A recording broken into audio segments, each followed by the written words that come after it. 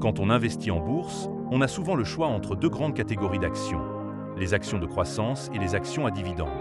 Lesquelles sont les meilleures pour votre portefeuille? Faut-il privilégier la performance à long terme ou les revenus passifs? C'est ce qu'on va voir aujourd'hui. Je suis Kevin, trader chez Trader School, et dans cette vidéo, nous allons comparer les actions de croissance et les actions à dividendes, voir leurs avantages et inconvénients, et comment les intégrer à votre stratégie d'investissement.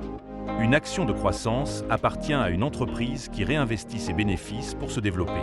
Ces entreprises ne versent généralement pas de dividendes, préférant augmenter leur valeur boursière. Des exemples d'actions de croissance incluent Amazon, Tesla, Nvidia, Alphabet et Meta.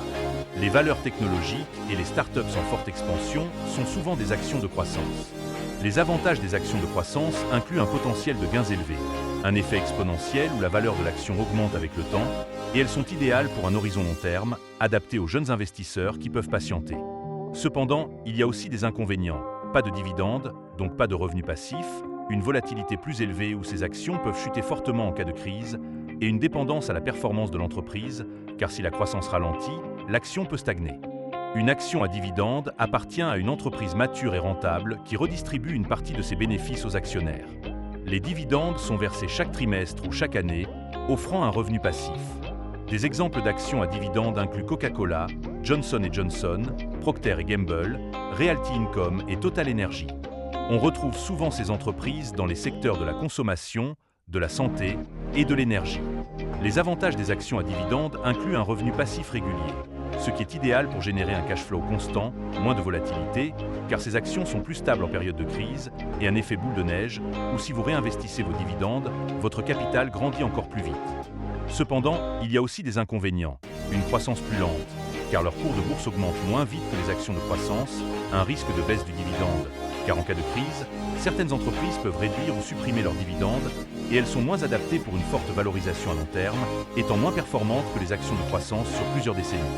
Alors, faut-il choisir actions de croissance ou actions à dividendes? Si vous cherchez un fort potentiel de gain, optez pour les actions de croissance. Si vous voulez des revenus passifs réguliers, choisissez les actions à dividendes. Si vous voulez un mix équilibré, combinez les deux types d'actions. Un exemple de portefeuille mixte pourrait être 50% en ETF ou actions de croissance, 40% en actions à dividendes et 10% en cash ou autres actifs pour saisir des opportunités.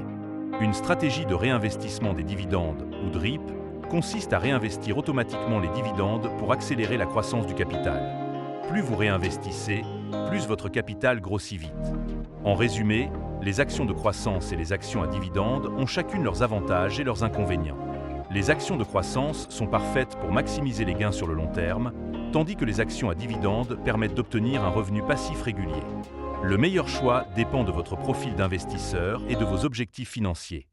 Dites-moi en commentaire, préférez-vous investir dans des actions de croissance ou des actions à dividendes? Pourquoi?